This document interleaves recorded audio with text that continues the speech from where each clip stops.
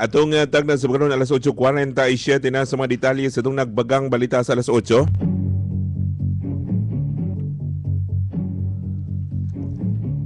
Sa tuang balitang lokal, kinasingkasing nga nagpasalamat si Mayor Bentam de la Cruz sa lungsod sa Amlan, labi na nga doon sa mga baysanon sa padayon nato nga pagtabang sa mga biktima sa miaging nga bagyong Sindong sa iyang lungsod. Matud pa ni de la Cruz nga talagsa na lang kaayong nga makita nato ngayon ining mga tao kini gumikan usab sa krisis nga giatubang karon sa nasud. Mga subay nini dako gyud ang pagpasalamat sa mayor sa mga baisanon nga di na bisan layo lang ang iyang lungsod pero nakahunaon na pakini pagtabang sa iyang mga katawan kinsa biktima sa mao nga miaging bagyo. Samtang karong alas 9 alas 9:30 sa bundag ihatod na ang maong tabang paingon dito sa lungsod sa Amlan.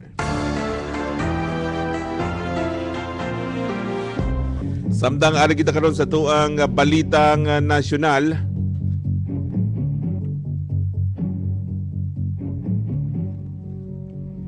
giklaro sa Palacios Malacañang nga ang income tax return ni Chief Justice Renato Corona mao karon ang ipahayag nga ebidensya sa prosecution panel sa padayon nga impeachment trial haron sa ingon mapamatudan ang giingon nga mga mga tagong kayamanan ni Corona. Matud pa ni Presidential Spokesman Edwin Lacerda nga hulaton na lamang sa publiko ang mga paboto ni Kim Inares sa BIR batok sa mga tagong yaman ni Corona haron sa ingon masuta kung si kinsa bagyod ang nagsulti sa tinuod.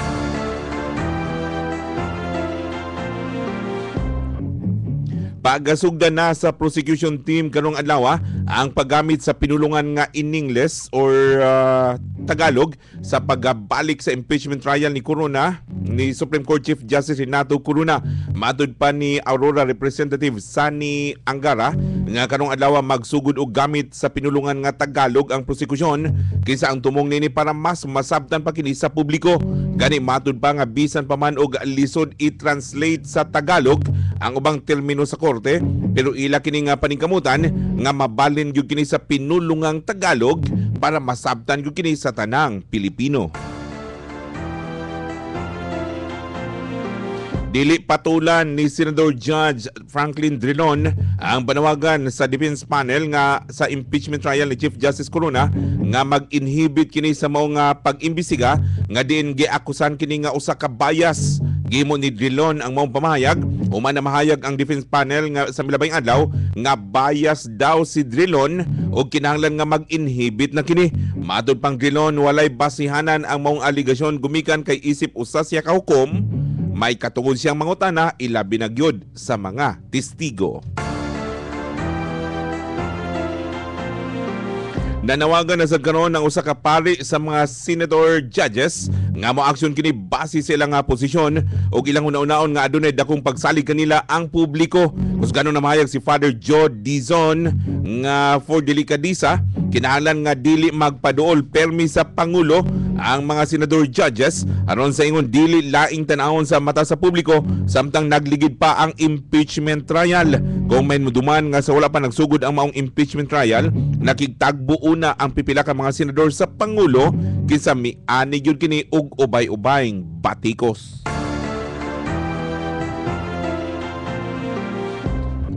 Dugang balitang nasyonal, abogado o kinahanglan nga isog og limpyong pagkatao ang musulod nga hipi sa NBI. Isip hulip sa gipalagpot nga NBI Director Magtanggol Gatula kini matud pa ni Presidential Spokesman Edwin Lacerda. Pero matud pa ni Lacerda wala pa'y napili si Pangulong Aquino sa musunod nga NBI Director. Pero ang gibasihan sa Pangulo nga kini usa ka isog, ligdong ug limpyong record niini. Samtang mga milutaw nga mga pangalan alang sa musunod nga NBI Director mao sila si kani PNP Chief Raul Bacalzo, Deputy Commissioner Danny Lim ug CIDG Chief Samuel Pagdilaw. Katapusang bahin sa doong balitang nasyonal, gusto karon ni Senador Bong Revilla nga mas madungangan pa ang sweldo nga ginawad karon sa mga magtutudlo sa tibok nasod sa pampublikong tunghaan. Ang mong plano ubos kini sa Senate Bill number 3082 kinsa gihaon kini ni Revilla sa Senado. Matud pa nga tumong sa mong balaod nun ni Revilla, anon sa ingon makatabang kini kanila sa padayong pagtulmong karon sa presyo sa mga batakang palaliton.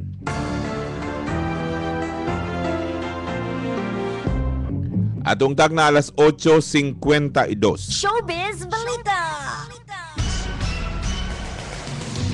Bisan pa man og nahimong nagmalampuson ang kasalan ni Shalani Solidad og Roman Romulo, pero padayon paghihapong ang iksina nini nga din daw napiko na ang inahan ni Shalani Solidad. Madud ba report nga human sa mong kasal gimipegayon dayon og wedding pictorial sulod gyud mismo sa simbahan, ug ang gikalagutan lang sa inahan ni Shalani nga imbis ang mga ginikanan sa bride ug groom ang unahon sa pag-picture, mas giuna pa manini ang mga secondary sponsors. Sports Balita.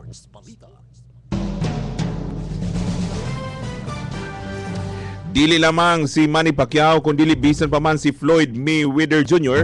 ang nakigistorya na kini sa kampo ni Miguel Angel Cotto nga magig-away kini karong giyong tuiga. Mismo ang advisor ni Cotto nga si Gabi Pinagaricano ang mismo giistoryahan sa duha ka kampo aron makig-away sa iyang bata nga si Cotto. Moinungdan nga subay nini giagawan karon nila ni Manny Pacquiao ug Mayweather si Cotto kana kung di gyud madayon ang gikahinamang Pacquiao-Mayweather fight.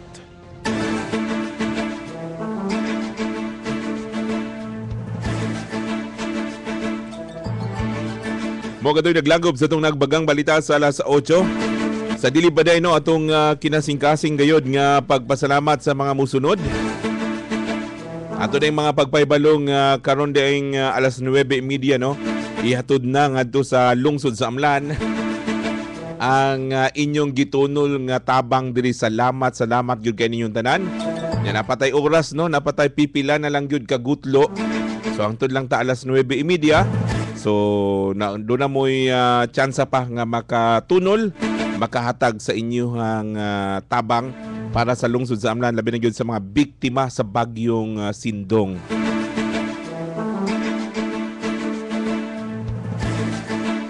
Okay, atong sa makausap pa, kinasing-kasing yun atong mga pagpasalamat no? Ni Christian Jess Jada, Carmelo Tingot Oriola, Arlene Cadimas, Inilina Baldado, Ernesto and Lolita Delgado, Kagawad Undo 5, SCA Grade 1 to 3 teachers, Avilino Venerio, Nemiros Bukiran, Ima Alcazar, Union Casido, Jima Abrasado, Bibi Aguadera, Enriquez Lira Catering Services. Nya salamat usab kay sa tong mga nadawat kagahapon adlaw. Salamat kay sa ni Cecil Asentesta, usab ni Mr. and Mrs. Jewel Ogidiliera, salamat kayo. Usab Indit Indoso, salamat kayo. Usab ni Ninin Ahiro Diaz Cambagroy, salamat gyud. Nya salamat po usab karong bundag. Nay ni Agpas paghatag.